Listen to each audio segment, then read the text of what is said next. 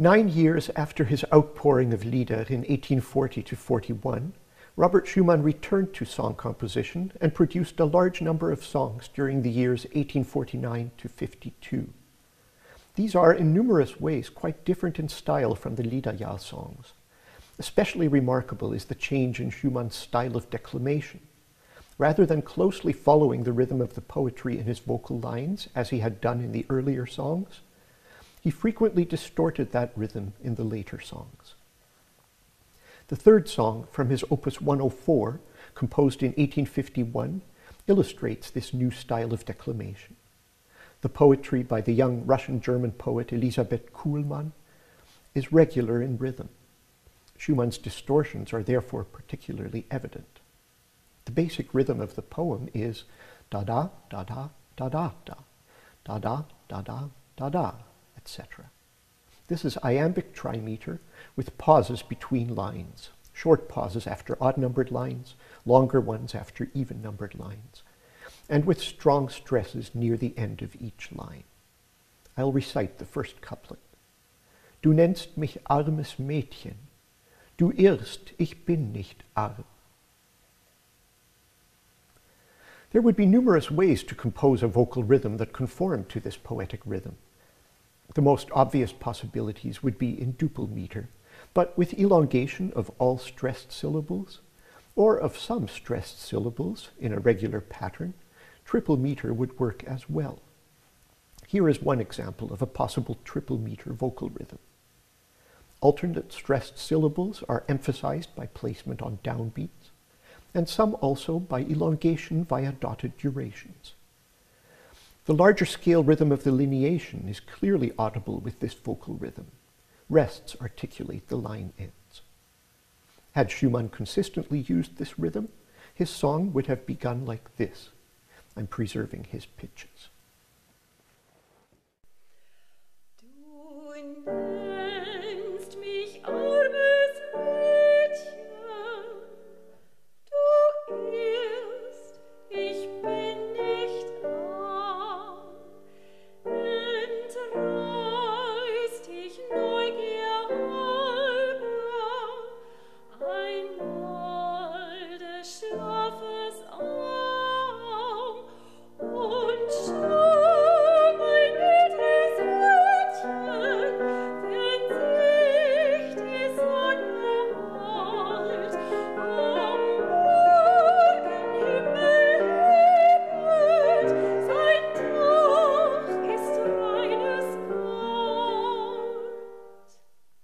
In his actual vocal line, Schumann does use the rhythm of my hypothetical setting, but only 3 times. Otherwise, his vocal rhythm is quite irregular. His elongations of syllables are more unpredictable than those in my hypothetical vocal line. Many of the elongations appear on second beats, rather than on the downbeats of the 3/4 bars. Furthermore, Schumann frequently omits the expected pauses after poetic lines. The result is that the regular rhythm of the poetry almost disappears in his setting. Du nennst mich armes Mädchen, du irrst, ich bin nicht arm, entreißt dich Neugier halber einmal der Schlaf.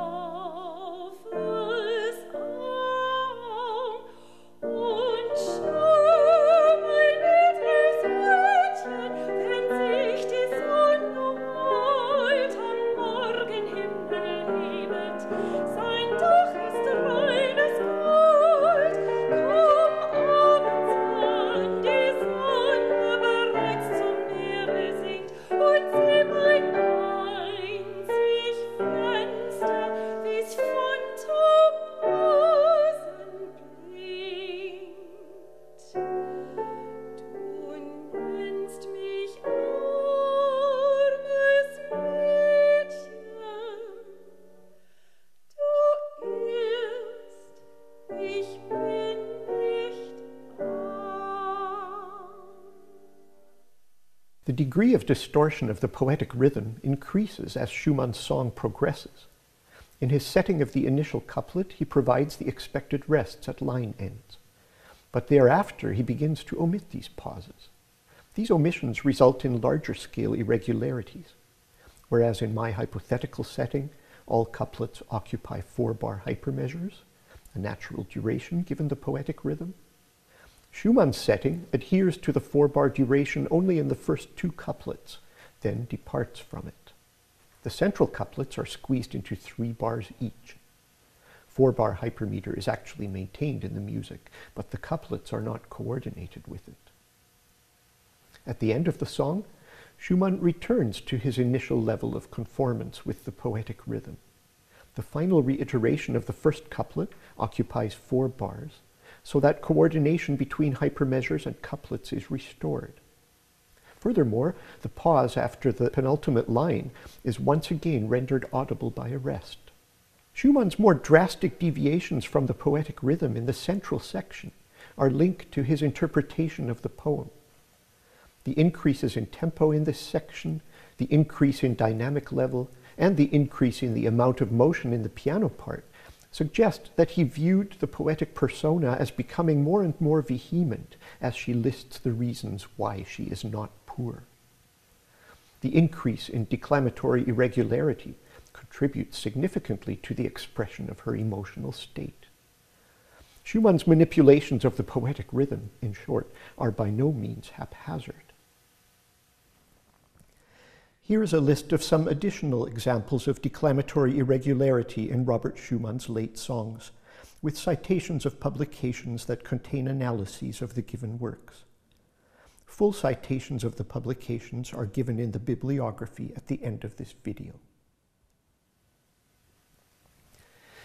A significant style change, such as the new manner of declamation that this song illustrates, raises the question, what are the reasons for the change?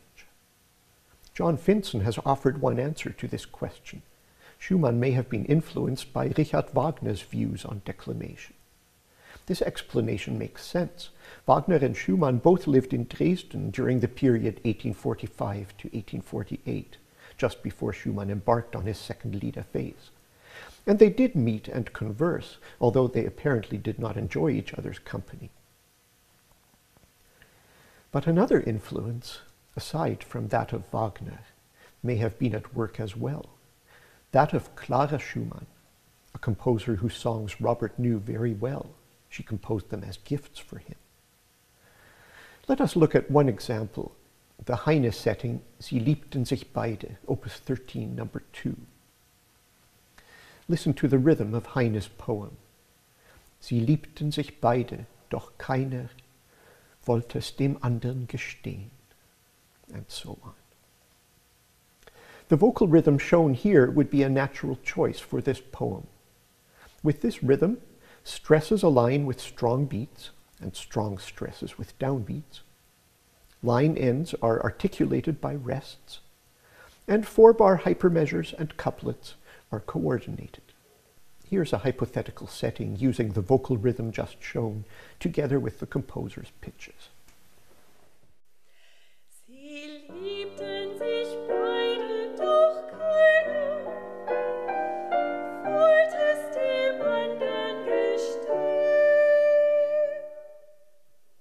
Clara Schumann's actual vocal rhythm is far removed from that of my hypothetical setting. Listen to the first strophe of her song.